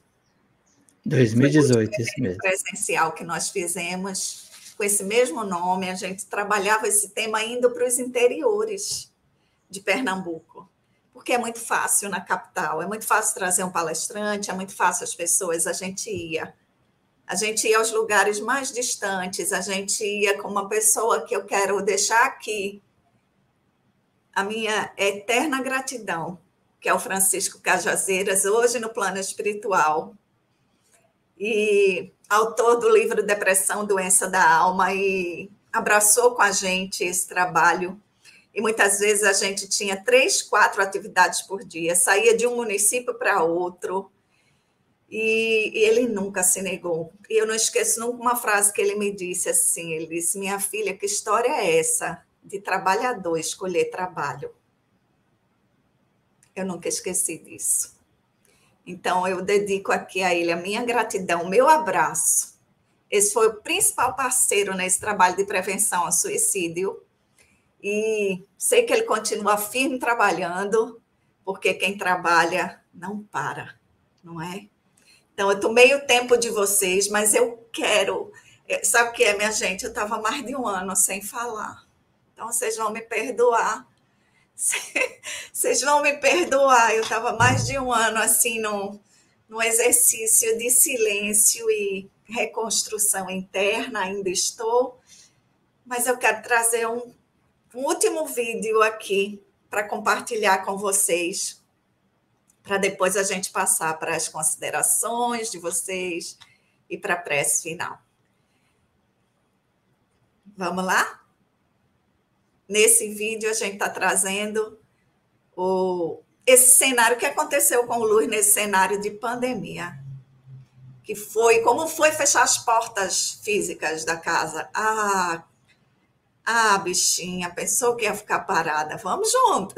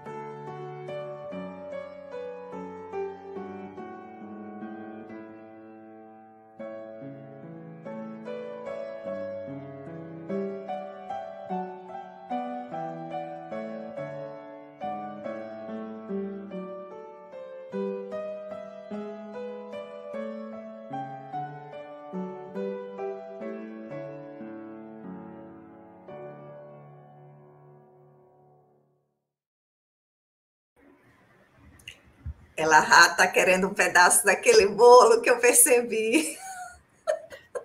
Estava querendo entender o que era em cima. É um livrinho? São livros da codificação. Foi um presente de Rosilda, faz bolos maravilhosos. E ali é um bolo de noiva. E ela fez surpresa, colocou os livrinhos da codificação, as 5 obras básicas da doutrina espírita. Eu sei que a gente está na hora das considerações finais, mas eu queria quebrar o protocolo.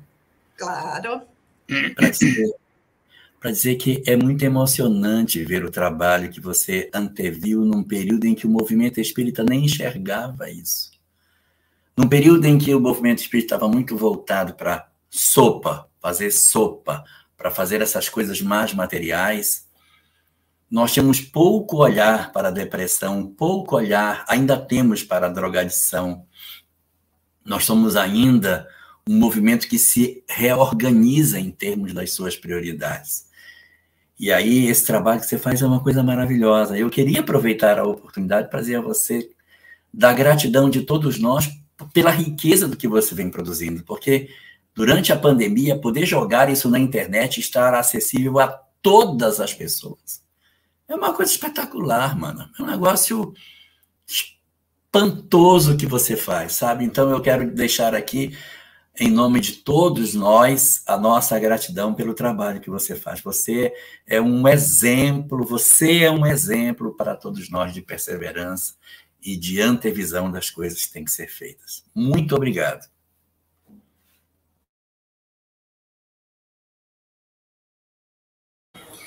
Receba, minha irmã. Receba esse carinho nosso. Realmente você é um bom instrumento e que nos impulsiona todo dia, cada vez mais. A sua fala aí, de dizer que nós não precisamos escolher o trabalho, né? O trabalho chega porque a gente realmente está pronto. Então, receba o nosso carinho. Receba.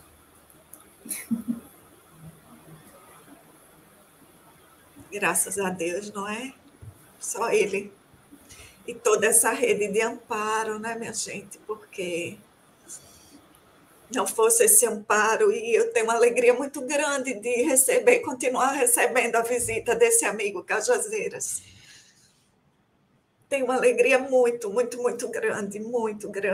Tem dado um suporte grande para a gente nos momentos de grande desafio, nos momentos que eu fui para o hospital, nos casos mais difíceis, estava ele lá conversando com a equipe, enfim, outras vezes só distante, olhando e orando. Então, assim, é muito amparo, Elahá. É muito amparo, e um espírito amigo me disse, desde o primeiro momento que eu disse para ele, a gente não sabe como agradecer. Ele me respondeu com 2 palavras só: agradeça servindo. Ainda escreveu e botou uma exclamação no final. Então, desde esse dia, a gente usa essa frase no Luz, sabe? Agradeça servindo. Era assim também que Jesus dizia a quem voltava para agradecer. Era esse o ensinamento que ele deixava, né? Eu descobri depois, lendo uma obra que agora eu nem me lembro mais qual é. Então, eu agradeço profundamente a vocês por essa manhã tão rica, pelos inúmeros canais, pelos inúmeros parceiros. Gente, a gente está espalhando essas sementes pelo mundo. Tem canal de Portugal recebendo, tem voluntários no mundo inteiro, tem pessoas que estão ali, que vão assistir depois, que vão acessar depois, enfim, material que vai ser editado, enfim, porque esse trabalho é de Jesus e a gente é só um instrumento. Que a gente faça um esforço para ser um melhor instrumento a cada dia. Eu agradeço demais a todos vocês. Amanda, muito obrigada pela condução, muito obrigada a vocês que estão aqui, a cada um, é tanta gente deixando aí mensagens muito lindas. O nosso compromisso com quem deixou aí perguntas é levar todas elas para o consultório de afeto. Sábado, 21 horas, todo sábado a gente está aqui. Camila dizendo aqui, agradeça servindo, isso mesmo, Camila. A emoção é a voz do coração. Então, É isso, é muita gente aqui, muito carinho, muito carinho. E o cardíaco já está aqui. Demais, né? Eu vou deixar com vocês, eu vou deixar. A gente roubou a fala aí do Emmanuel. Eu vou deixar. Vamos devolver a palavra para ele Né? fazer as considerações aí. Esse parceiro querido, no momento de sufoco, eu recorro a ele o tempo inteiro. Aí é Fátima que chega, minha mana está precisando de ajuda, ela pode contar comigo, Amandinha, minha mana quer alguma coisa. Então, assim, meu Deus, eu só preciso trabalhar, mais nada. Para que um dia eu aprenda a verdadeiramente servir. Muito obrigada. Recebam todos que estão no chat, todos que vão ver depois, recebam um abraço muito sincero, muito carinhoso, dos que fazem o Luz da Verdade, esse ponto de luz no nosso coração.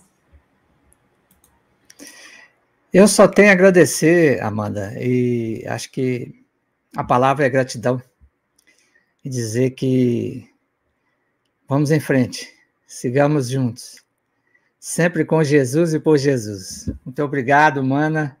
Muito obrigado, Fátima, Elahá, Amanda, por tudo que eu aprendi aqui nessa manhã. Gratidão a todos que nos assistiram. Muita paz, muita saúde, muita alegria a todos. Que assim seja. Aprendemos demais, todos nós aqui, né? Fátima, querida. Eu só tenho a agradecer pela oportunidade, né, de conhecer o Emmanuel, o Jorge, a Amandinha e Cenário já conhecia, mas parabenizar pelos 71 anos, pelos bandeirantes, que a gente não tem ideia do que eles passaram para construir esse centro, com tantos preconceitos, por todos os trabalhadores que passaram, muitos já desencarnaram, e por essa turma que está aqui hoje, né, trabalhando aí na direção da Sinara, e nós sabemos que sozinhos a gente não faz nada. Eu brinco que nós somos as formiguinhas operosas de Jesus. Cada um faz uma coisinha, e a hora que a gente abre os olhos, está aquela construção gigantesca. Parabéns e que Deus prossiga amparando todo esse grupo, né? E a honra é toda minha. Gratidão, Fátima. Elahá?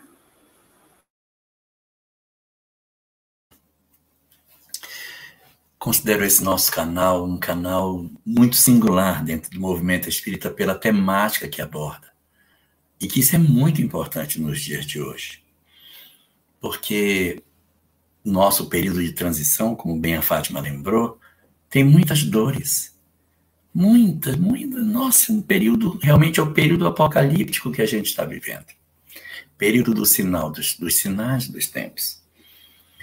E como as nossas dores seriam muito grandes, nós já encarnamos junto com o remédio. Nós temos um bálsamo extraordinário de consolação, que é a mensagem espírita.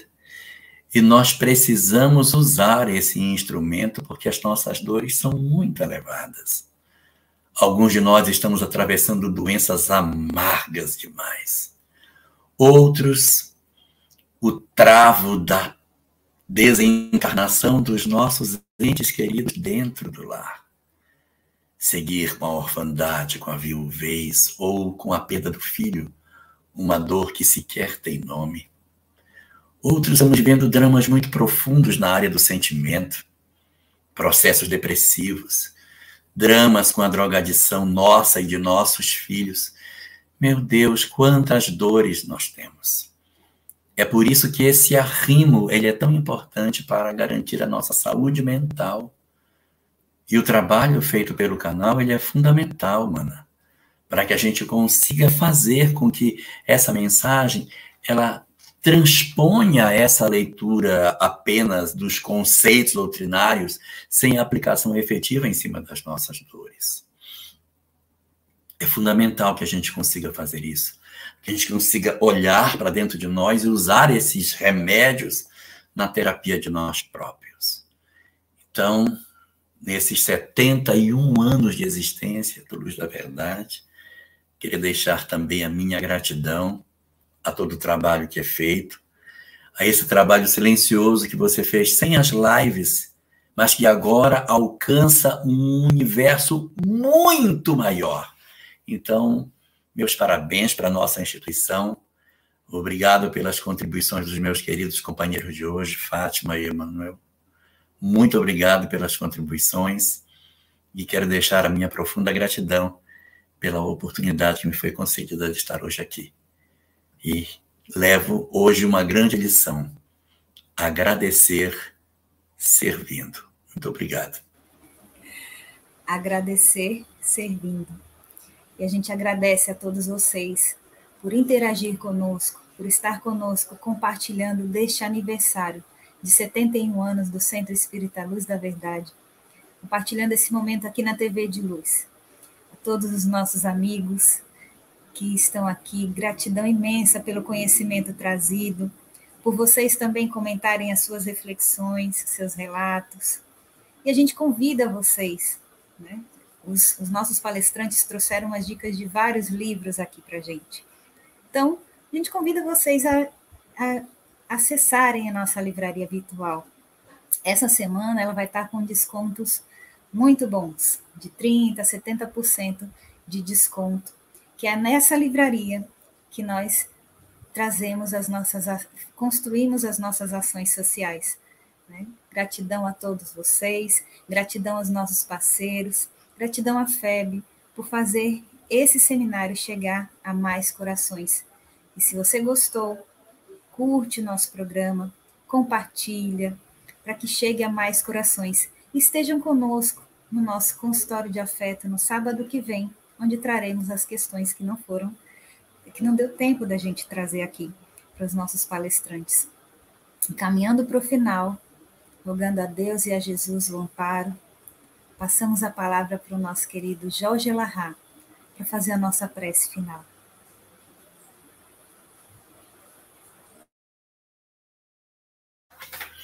Então vamos orar.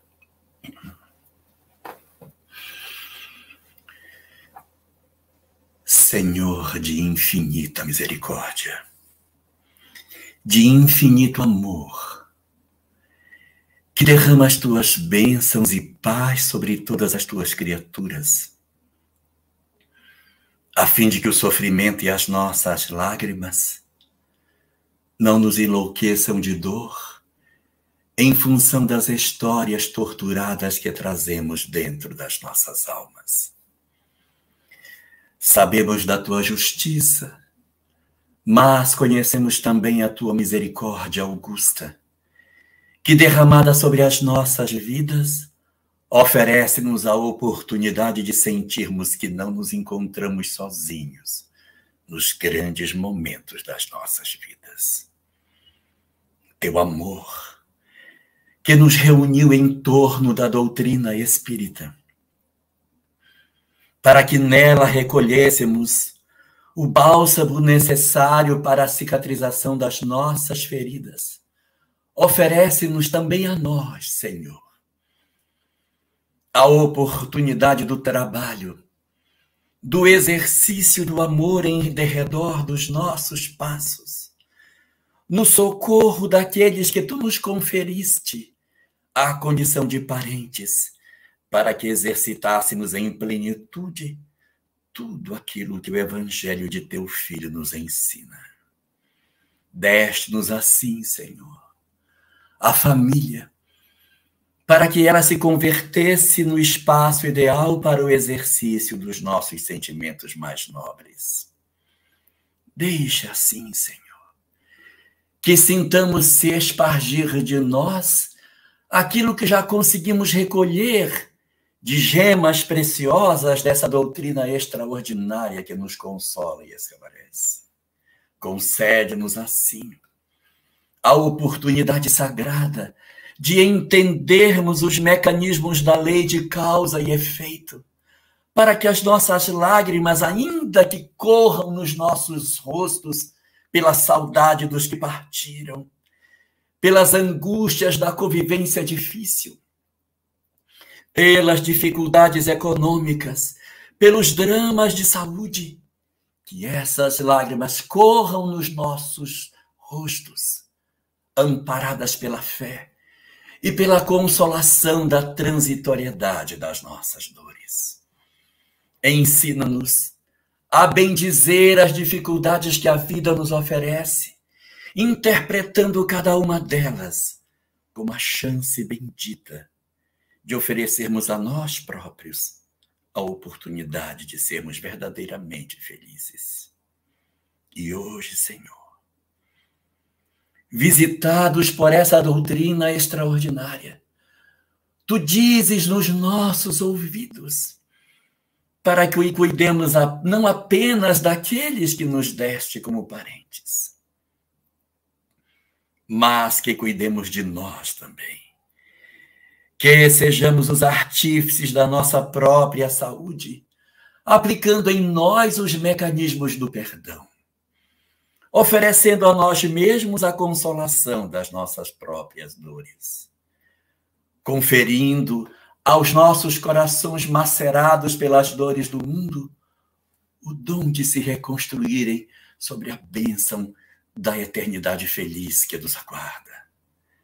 Deixa, Senhor, que as luzes da paz visitem os nossos corações que soluçam das dores que a vida nos trouxe, para que o amargor que consome os nossos dias possa ser minorado com o esclarecimento luminoso da doutrina, que traz para nós a chance de conhecermos uma nova luz, não a luz que vive lá fora, mas a luz interior, a luz da verdade que Tu derramaste sobre as nossas vidas, que se acendeu sobre o nosso coração, oferecendo-nos por essa luz verdadeira há tantos anos a oportunidade de iluminarmos o poço mais profundo das nossas almas sofridas.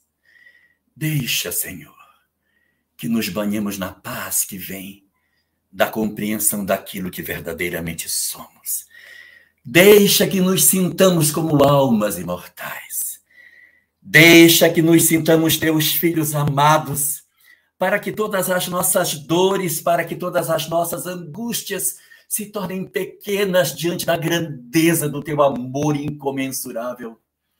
Deixa que os nossos corações, enfim, iluminados pelo propósito superior do que seja a vida, voltem-se para Ti, Senhor, num pleito de gratidão por tudo que Tu nos ofereces, por todos os tesouros que Tu nos deste, porque nos ofereceste a maior riqueza que poderíamos ter, a fé que contempla a razão face a face, a fé que consegue construir os seus argumentos em cima da lógica e que afugenta o fanatismo dos nossos corações, mas que se fortalece com a compreensão do que Tu és e o que Tu esperas de nós no rumo que temos para seguir. Quanta gratidão, Senhor, diante de tudo que Tu nos ofereces. Assim Te pedimos, concede-nos a honra de servir, concede-nos a honra de sermos úteis com o que sabemos, para que o tempo não escoe pelas nossas mãos em vão e que desperdicemos a encarnação mais importante que já tivemos, mas que consigamos dar bom uso a cada grão de areia que se derrama na ampulheta dessa existência tão valiosa, que saibamos colocar sentido em tudo que fazemos e que aprendamos a Te agradecer servindo do fundo das nossas almas por todo o amor que Tu nos concedes a todo instante. Que as Tuas bênçãos permaneçam sobre todos os Teus filhos e que nunca, Senhor, permitas que nós nos afastemos de Ti. Permanece assim conosco, Senhor da vida. Guarda as nossas almas sobre as Tuas bênçãos e protege os nossos corações hoje e sempre, na Tua infinita paz.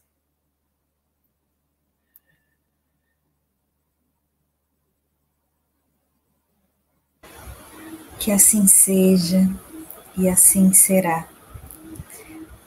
Fiquem todos abastecidos, então, não é? Exatamente. Para seguir na caminhada. E eu quero aproveitar para convidar você que não conhece ainda os programas. A gente vai completar 1000 programas do Prece pela Vida todos os dias às 18 horas, no canal da TV Ediluz e alguns canais parceiros. Todos os dias a gente está com você, segurando na sua mão, e a gente diz aqui, ninguém larga a mão do outro. Ninguém larga a mão do outro. Mas se você acorda cedinho, 6 horas da manhã, a gente também já está no ar. Vai completar 1000 dias também, que a gente está no ar todos os dias, às 6 da manhã, despertando a alegria de viver. Então, estamos juntos.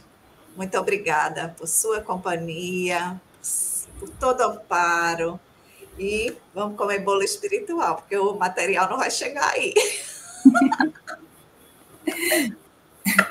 Um beijo, muito obrigada, minha gente.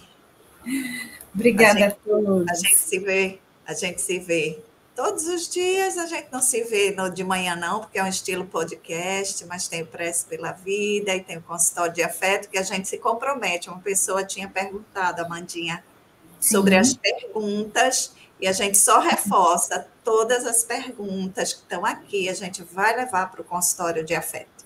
É um compromisso nosso com vocês. Quer falar, Elahá?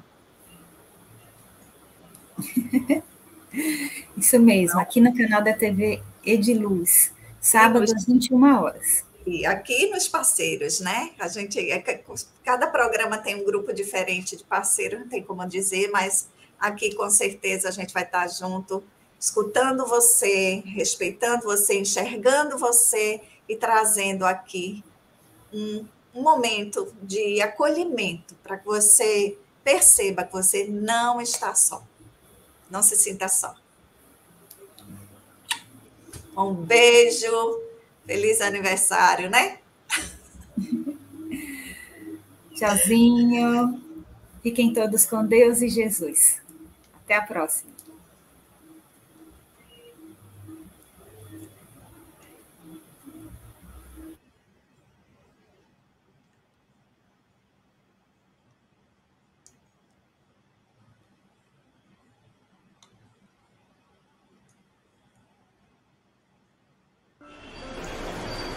Meus irmãos, agora eu estou falando com vocês com a alma plena de saudade. Gostaria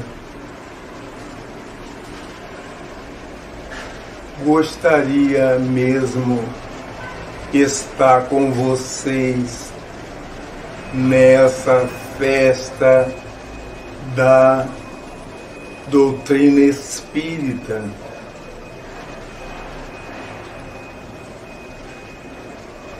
Agora eu não posso.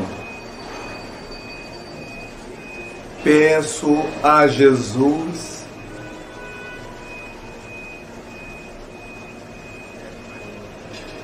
forças, alegrias, saúde a vocês todos. O Raul fez amigos e tanto na terra pernambucana.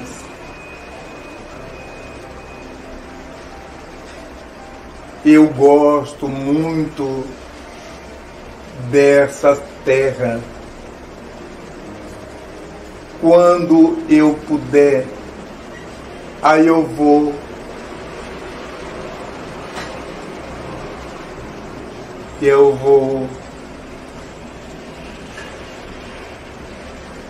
À festa de vocês. Muito obrigado. Muito obrigado.